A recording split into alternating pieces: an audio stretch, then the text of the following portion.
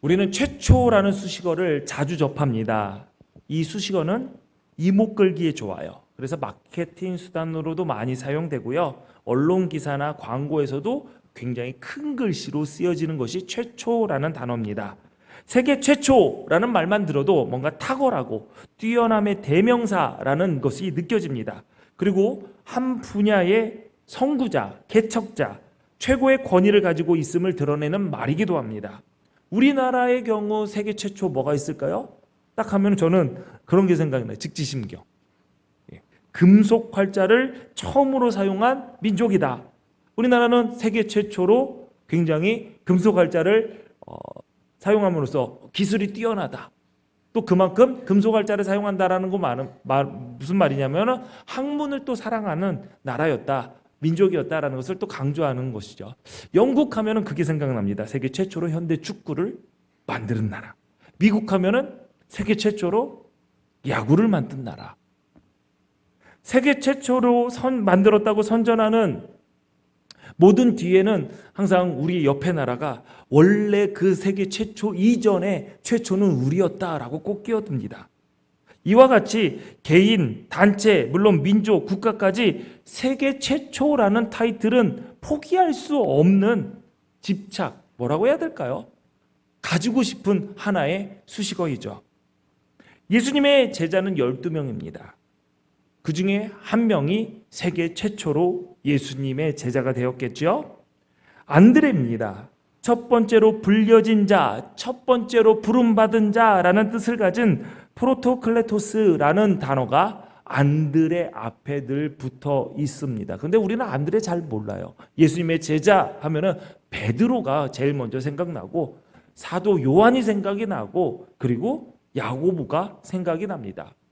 그리고 더 유명한 가룟 유다 정도는 다 생각이 나죠. 근데 안드레 별로 그렇게 비중이 없는 제자 중에 한 명이었을 뿐인데 세계 최초로 예수님의 제자가 됐던 사람이 안드레라고 어쩌면은 이 사실을 오늘 생애 처음으로 들으신 분들도 이곳에 있을지 모르겠습니다. 말 그대로 안드레는 세계 최초로 예수님의 제자가 되었는데 예수님의 수제자, 최고의 권위를 가진 사도로 안드레는 인정받지 못했습니다. 그렇다고 해서 안드레가 다른 제자들과 비교해서 수준이 떨어진 것은 아니었어요. 그냥 안드레는 드러나지 않았을 뿐입니다. 그러나 기독교 역사상 굵직한 일들의 출발점에는 예수님의 사역에서 가장 두드러진 기적의 순간에 그 출발점에는 늘 안드레가 자리하고 있었습니다. 요한복음은 예수님의 공생애를 세례 요한에게 세례를 받은 것으로부터 시작이 됩니다. 그리고 오늘 본문 예수님께서 세례를 받으신 그 다음 날에 일어났던 일들이 기록이 되어 있습니다. 본문 35절 36절을 보니까 또 이튿날 세례를 받은 다음 날입니다. 요한이 자기 제자 중 두 사람과 함께 섰다가 예수께서 거니심을 보고 말하되 보라 하나님의 어린 양이로다고 했습니다. 세례 요한이 두 제자랑 같이 서 있었습니다. 멀찍이 마침 예수님께서 지나가시는 모습을 보게 됩니다. 그래서 세례 요한이 같이 서 있었던 두 제자에게 이렇게 얘기합니다. 얘들아, 저분이 하나님의 어린 양이시야. 어린 양이야. 하나님의 어린 양이라는 말은 메시아, 그리스도를 가리키는 유대인의 표현이었습니다. 이 말은 두 제자는 그 즉시 예수님을 따라가기 시작했어요. 여기서 예수님을 따르다라고 할 때 쓰인 헬라어는 아콜루데오라는 단어인데요. 계속 쫓아서 섬기다, 계속 따르다라는 의미를 가지고 있는 단어입니다. 그러니까 세례 요한의 제자였던 그 두 사람이 그날 세례 요한 선생님이 이분은 하나님의 어린 양이야, 그리스도야, 메시아야 라는 그 말에 호기심으로 궁금해서 한번 따라가 본 것이 아니라 그 두 사람은 그날로 세례 요한의 제자에서 예수님의 제자로 신분을 바꿨다라는 것입니다. 이 두 사람 중 한 명이 안드레고 이름이 밝혀지지 않는 그 한 사람은 요한복음을 기록한 사도 요한이라고 추측할 수가 있습니다. 요한은 그때여 자신의 이름을 밝히지 않아도 안드레와 함께 그 자리에 서 있고 안드레와 함께 예수님을 따랐던 제자가 된 것이 다 모든 사람들이 알고 있을 만한 내용이었기 때문에 굳이 자기의 이름을 적지 않았던 것 같아요.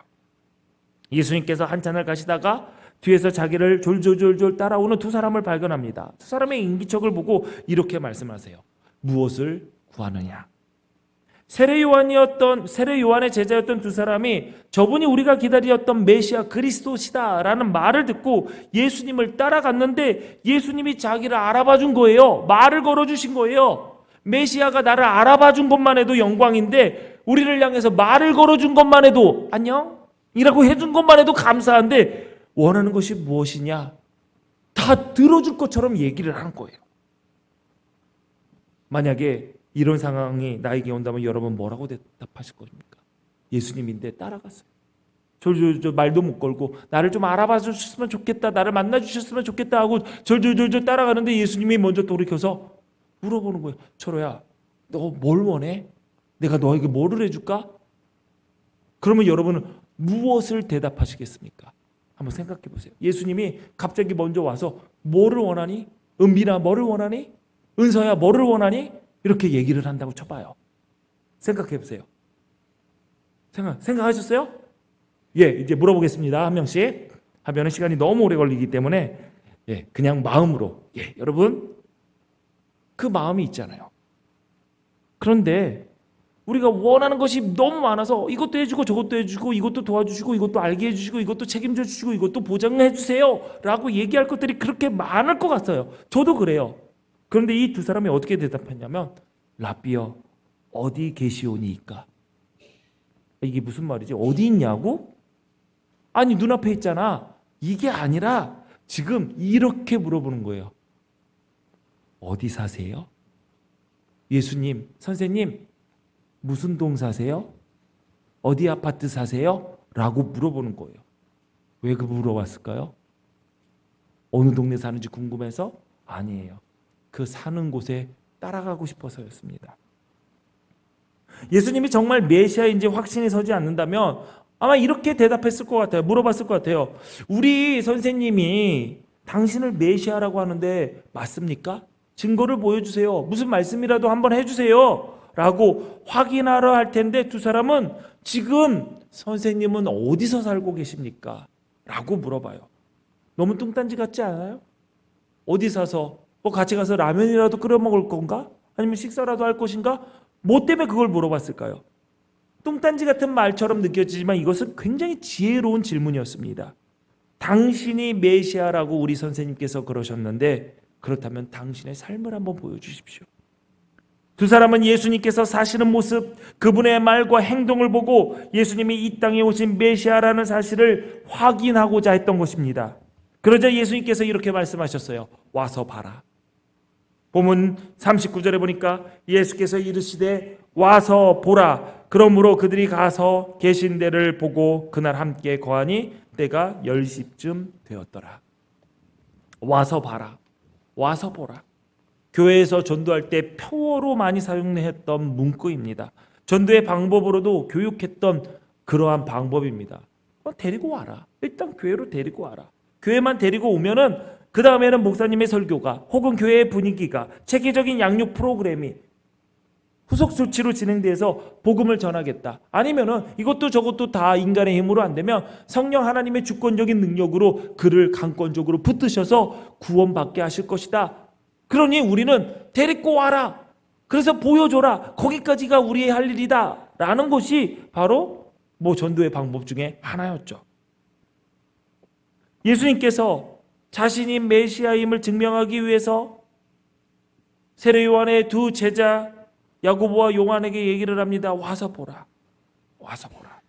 그런데 그 와서 보라는 것이 성전에 와서 예배하는 것을 봐라가 아니라 내가 사는 곳에 와서 내가 어떻게 사는지 보고 내가 메시아인지 그리스도인지 너희가 확인하라라는 말씀입니다.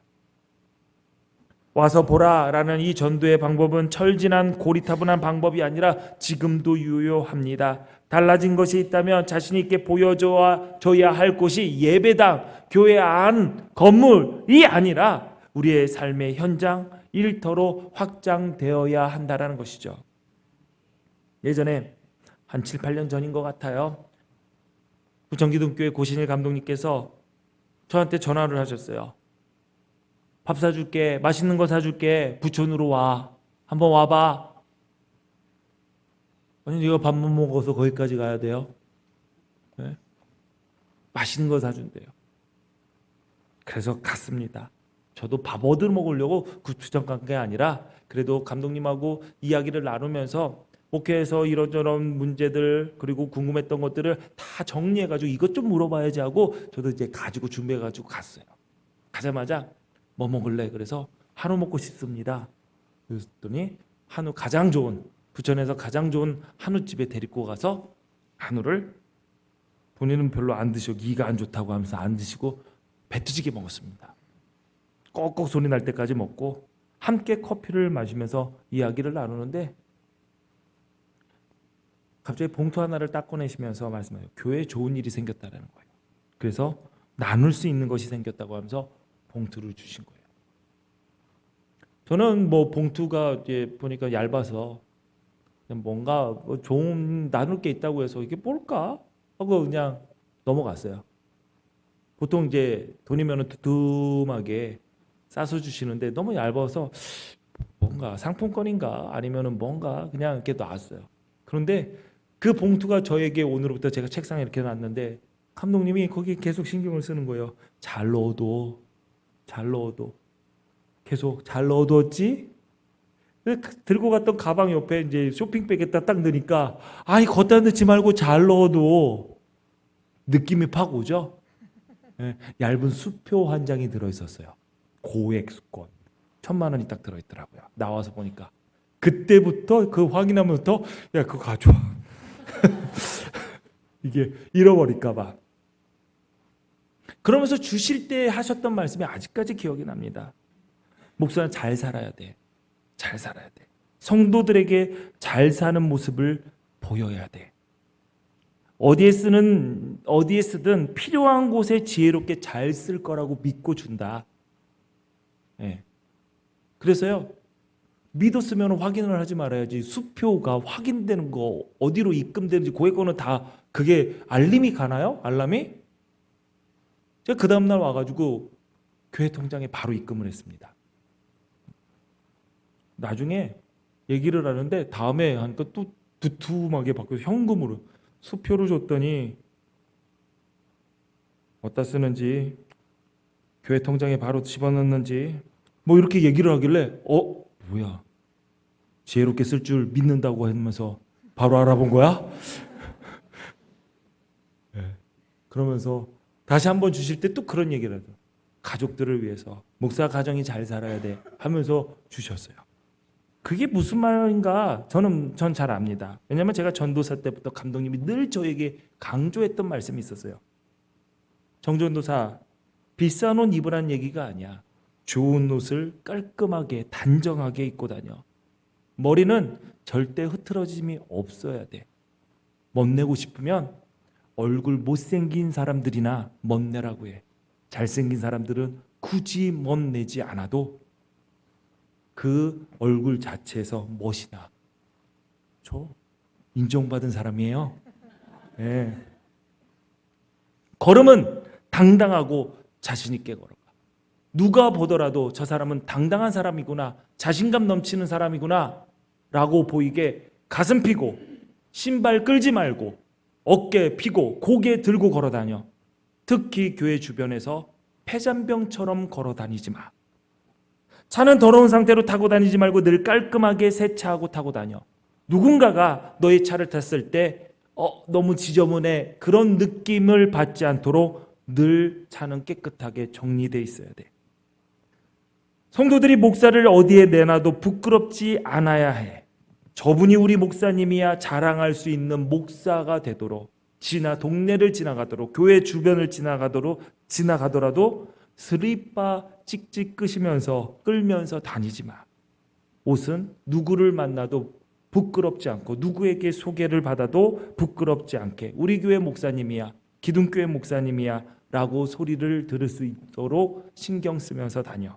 이런 것들을 종합해 보면 감독님이 저에게 가르쳐 주신 것은 강단에서 설교하는 모습만 보이는 목사가 아니라 목사다운 삶이 구석구석에도 묻어나게 삶도 책임감 있게 살아가라는 가르침이었습니다.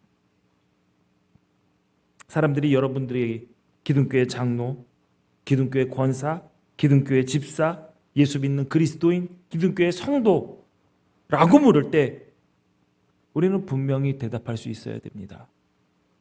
와서 보십시오. 우리 집에 와서 우리 가족이 어떠한 인생관과 가치관을 품고 살아가는지 한번 확인해 보십시오. 내가 우리의 자녀들을 어떠한 교육관을 가지고 양육하고 있는지, 내가 우리 자녀들에게 가장 중요하게 강조하는 말이 무엇인지 와서 보십시오. 내 일터에 와서 보십시오. 내가 땀 흘려 성실하게 정직하게 얻은 소득을 어떻게 쓰고 있는지 와서 확인해 보십시오.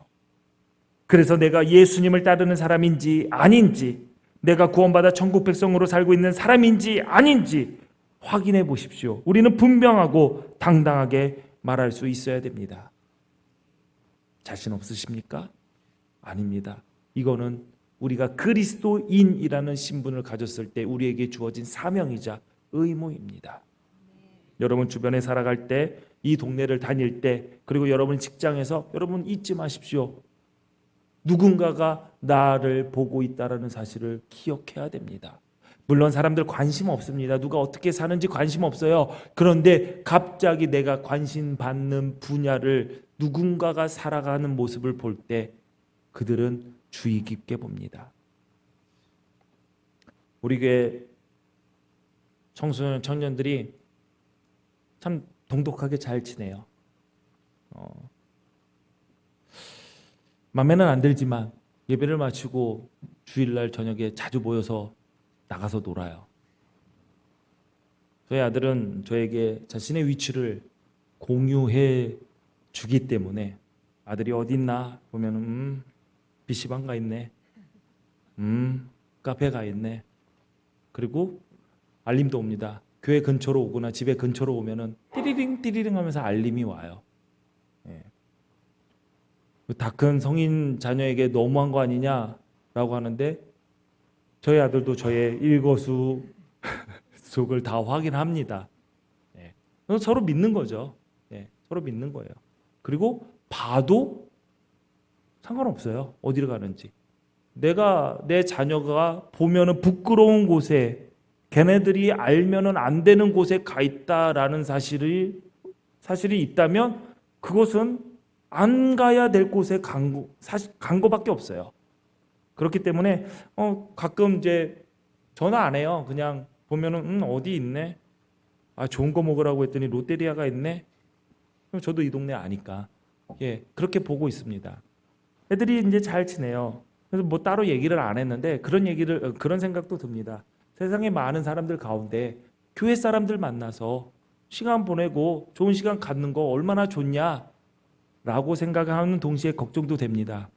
얘네들이 교회에서 만나고 예수 그리스도로 만난 사이임에도 불구하고 교회가 보기에, 그리고 목사님이 보기에, 부모님들이 보기에 부끄러운 일을 하고 있지는 않은가에 대한 걱정은 늘 하고 있습니다. 왜냐하면 제가 자라났을 때도 그렇고요, 제가 전도사로 사역했을 때도 그렇고요, 지금은 우리 교회 이제 청소년 청년들이 없던 교회에서 얘네들이 유치원생들이 올라가가지고 지금 이게 나이 들어서 생긴 청소년부 청년부거든요. 그러니까 하나씩 한동안 청년들을 보지 못하다가 이제 보게 된 상황인데, 제가 천안기독교회를 개척하기 전에 있었던 교회는 대형 교회였기 때문에 청년부들 어떻게 생활하고 어떻게 교회 사람들이 만나서 밖에서 노는지 사실 저도 껴봤고 어떻게 살았는지 다 압니다. 그렇죠. 애들이 막 회식을 하고 고기를 구워 먹는데 하고 가요. 갔나? 너 교회 누구랑 고기 구워 먹는 거 고기 구워 먹으러 가. 그러면은 그런 생각이 문득 듭니다. 청년들이 모이면 그 고기 구워 먹는 자리에서 분명히 교회 얘기를 하고 그럴 때 혹시 이슬이 올라와 있지는 않을까?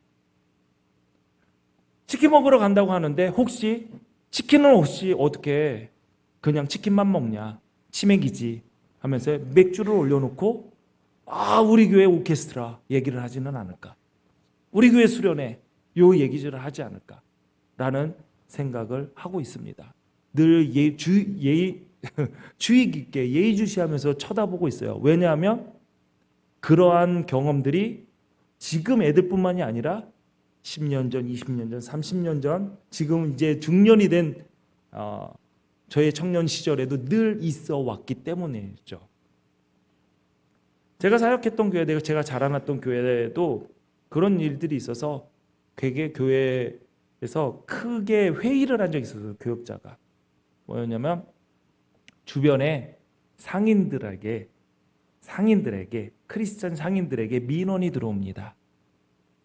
거기 권사님, 누구 집사님, 그리고 그 교인들 너무 술을 많이 먹습니다. 민원이 들어옵니다.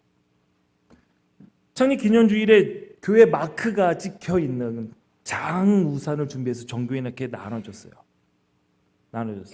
그 다음날 월요일날 제가 학교를 가면서 그 지하철역을 지나갔는데 그 우산이 쓰레기에 굉장히, 어제 분명히 나눠준 우산이 쓰레기 버리는 곳에 굉장히 많이 나왔어요. 뭐냐면은 술집에 다 놓고 간 거예요. 굉장히 부끄러웠습니다. 어떤 분은 자신 있게 얘기하더라고요. 목사님, 저 교회 주변에서는 담배 안 펴요. 자랑입니까? 네.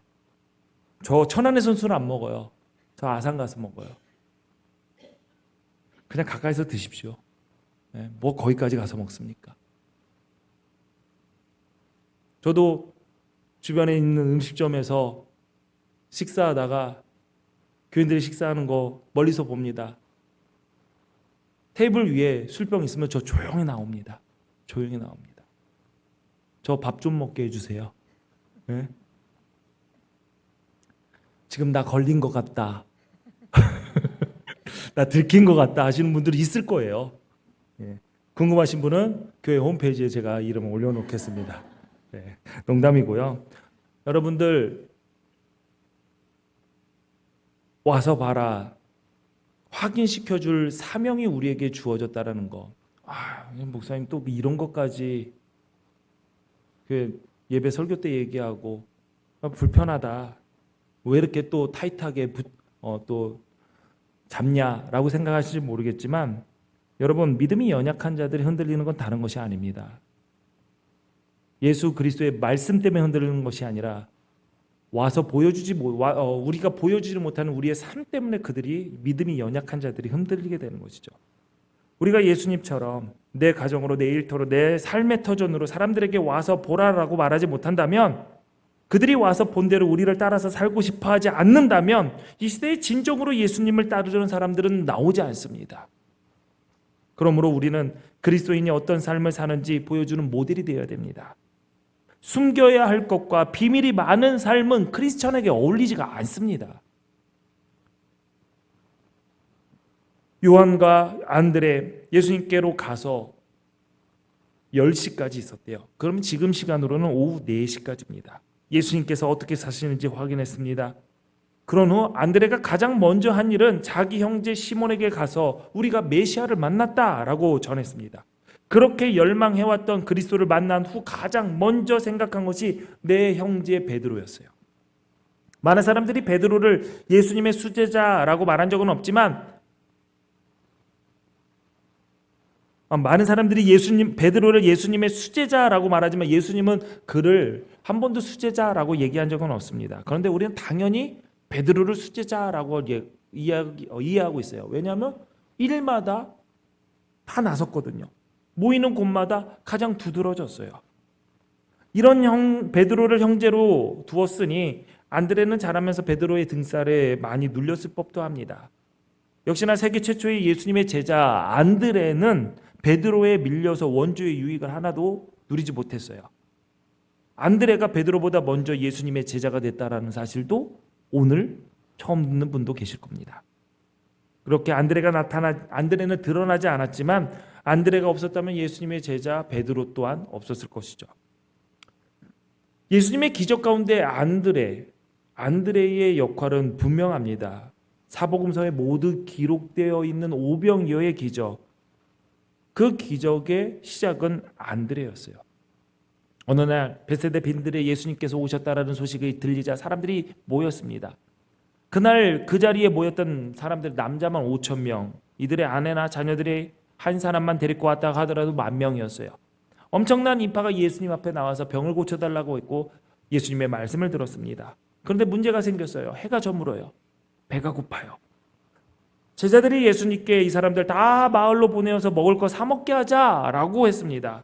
제자들이 사람들을 굉장히 생각해 주는 것처럼 여겨지지만 제자들의 마음속에 이 군중의 식사를 우리가 책임질 수 없다는 생각이 들었던 거죠.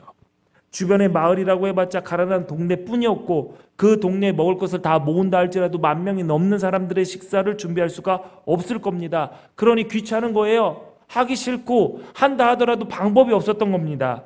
그러니 제자들은 빨리 집회를 끝내고 이들을 해산시키자, 집으로 보내자. 그리고 우리도 우리 먹을 거 찾아야 되지 않느냐라는 생각을 했겠지요. 이 속을 예수님께서 모르셨을까요? 그래서 예수님은 제자들에게 이렇게 얘기합니다. 갈 것 없다. 너희들이 이 사람들의 먹을 것을 주어라 라고 명령을 합니다. 그러자 계산 빠른 빌립이 이렇게 얘기합니다.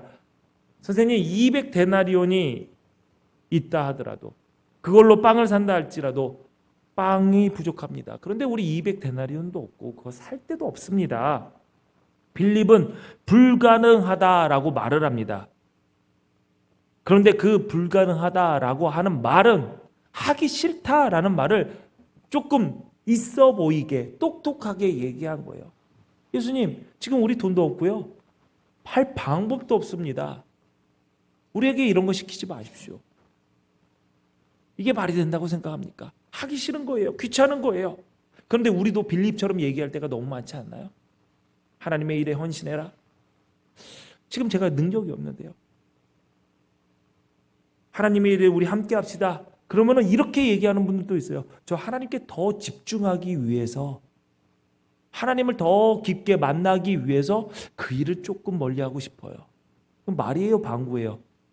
하나님께서 하실 일을 보면서 하나님의 살아서 역사하심을 보고 하나님을 만나는 거지, 가만히 앉아서 하나님께 집중한다고 얘기하고, 저는 그거 다 거짓말이라고 생각합니다. 빌립처럼 얘기하는 거죠. 하기 싫다라는 거예요.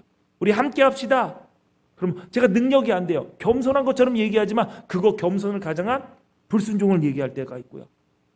하나님을 우리가 믿어야 되지 않습니까? 잘 믿읍시다. 그러면은 이렇게 얘기해요. 믿음이 약해서, 보이지 않아서요. 그거 다 하기 싫다는 얘기예요. 빌립도 하기 싫은 거를 그냥 얘기를 하는 겁니다. 그때 안드레가 이렇게 예수님께 말해요.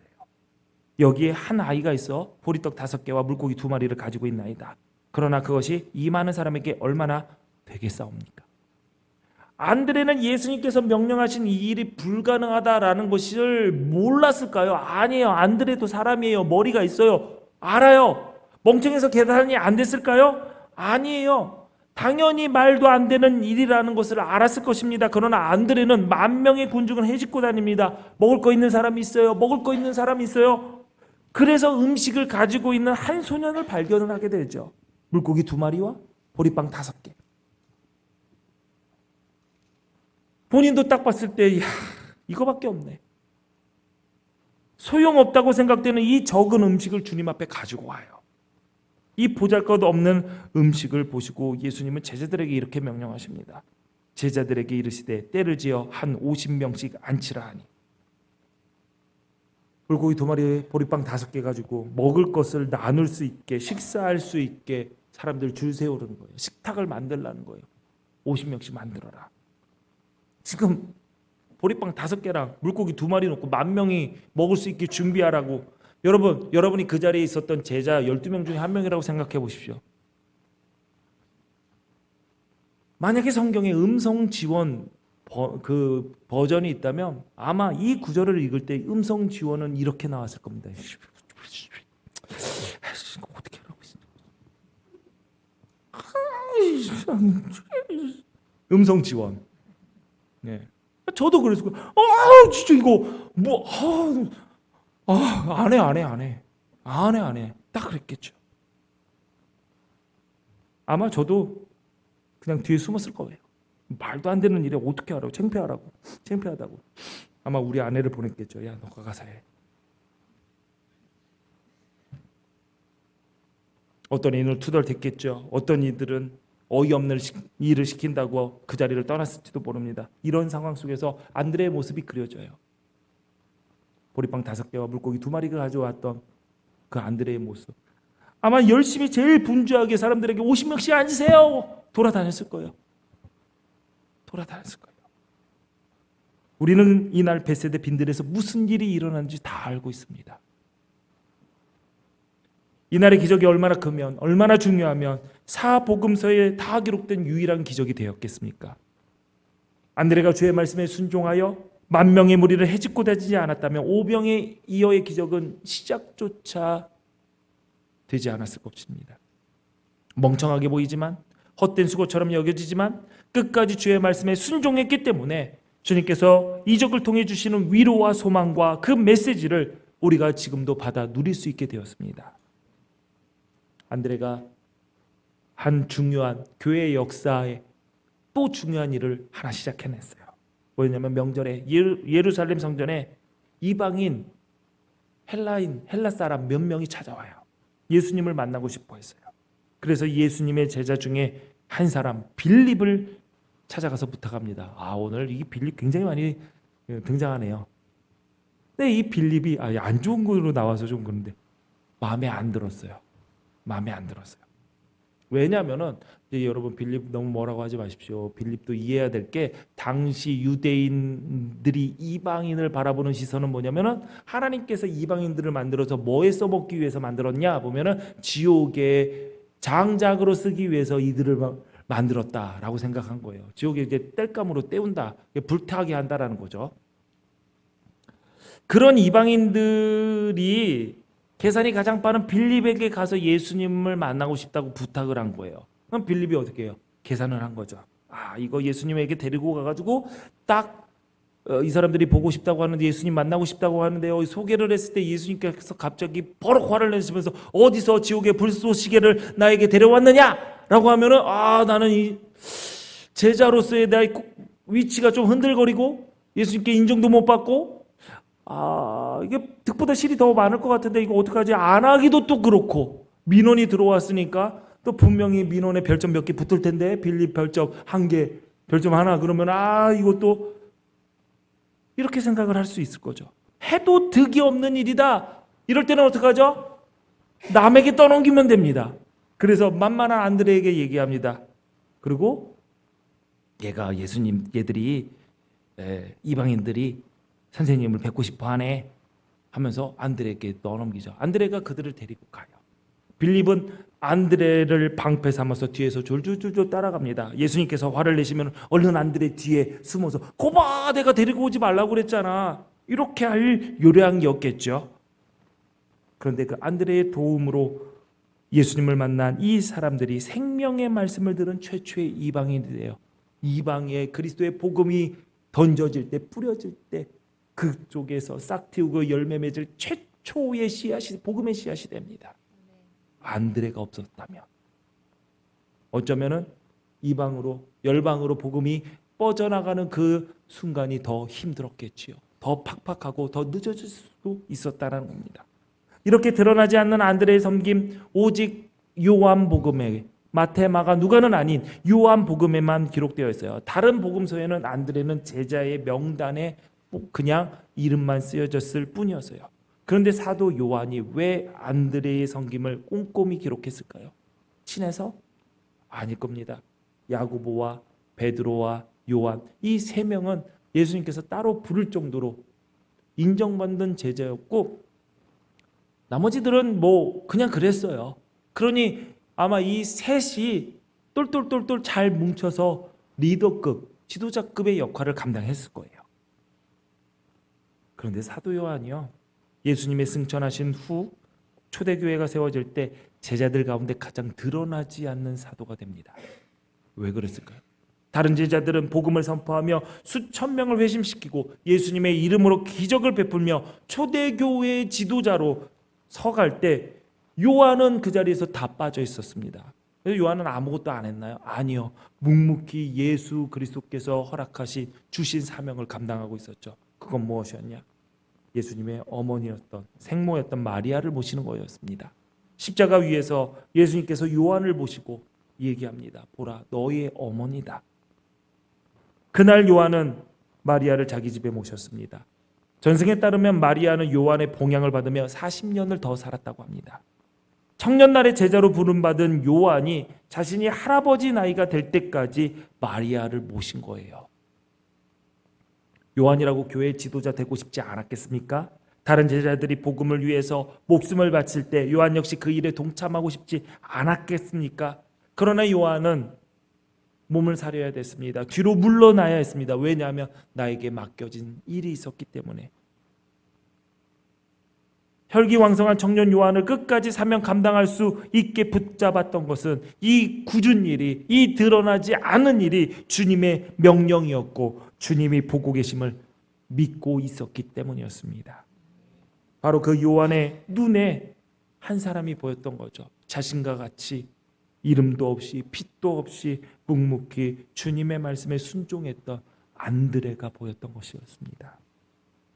우리가 하나님이 나를 잘 아시고 나를 지켜보고 계신다라는 것을 믿는다면 내 이름이 드러나지 않아도 누구 하나 나를 인정해 주지 않아도 내가 하는 일에 박수와 갈채가 없어도 주님께서 따로 데리고 다니는 측근에 포함되지 못해도 우리는 모든 일을 기쁘고 성실하게 감당할 수 있을 것입니다. 내가 걸어가는데 내 맘대로 걷지 못하고 꼭 가슴 피고 당당하게 걸어가야 돼? 내가 먹고 싶은 거 마음대로 못 먹어? 내가 말하고 싶은 대로 나도 감정이 있잖아. 나도 쉽게 편하게 살고 싶다고. 이게 누가 알아줄 거? 누가 알아준다고? 그리스도인다운 거, 이게 그리스도인다운 거 맞아? 라고 할 때도 여러분의 삶을 주께서 보고 계시기에 하나하나 사소한 것이라 할지라도 예수 그리스도를 드러낼 수 있다면 우리는 굳은 일, 드러나지 않는 일 기쁘게 성실하게 감당해야 됩니다. 사랑하는 기둥교회 성도 여러분, 이 우리 기둥교회를 이루고 있는 우리 모든 성도들, 안드레와 같이 소리 없이 빛도 없이 보는 사람이 없는 곳에서도 하기 싫고 이해할 수 없는 일에도 주께서 보고 계심을 믿고 끝까지 충성하며 주님의 몸된 교회를 세워나가시기를 바랍니다. 우리를 통해서 하나님의 나라가 더 든든하게 세워질 것입니다. 하나님께서는 묵묵히 순종하는 우리를 통해 주님의 선하신 일들을 아름답게 이루실 것입니다. 이 복된 자리에 우리 모두 서시기를 주님의 이름으로 축원합니다. 기도하시겠습니다. 좋으신 하나님, 주의 말씀을 듣고 머리 숙인 우리를 기억하여 주옵소서. 하나님 나라를 위해 열심을 품고 일했습니다. 마음이 없었던 것은 아닙니다. 그러나 동시에 늘 사람들의 인정과 박수 갈채를 원했습니다. 이름나지 않는 일보다 주목받는 일을 먼저 찾아다녔고 해야 할 일보다 보여지는 일을 먼저 했습니다. 지치고 낙심한 것은 일이 힘들어서라기보다는 사람들이 나를 알아주지 않아서 하나님을 위한 것이 아니라 나 자신을 과시하기 위해서 그렇게 변명했던 적도 있었습니다. 주님, 인정해 주지 않아도 사람들이 보지 않아도 주께서 언제나 나를 보고 계심을 잊지 않게 하여 주옵소서. 그리하여서 기둥교회가 안드레와 같이 묵묵히 해야 할 일에 충성을 다하는 자들로 견실히 서게 하시고 주님 다시 오실 때 우리 모두 다 잘했다 칭찬받는 자리에 서게 하옵소서. 예수님 이름으로 기도하옵나이다. 아멘.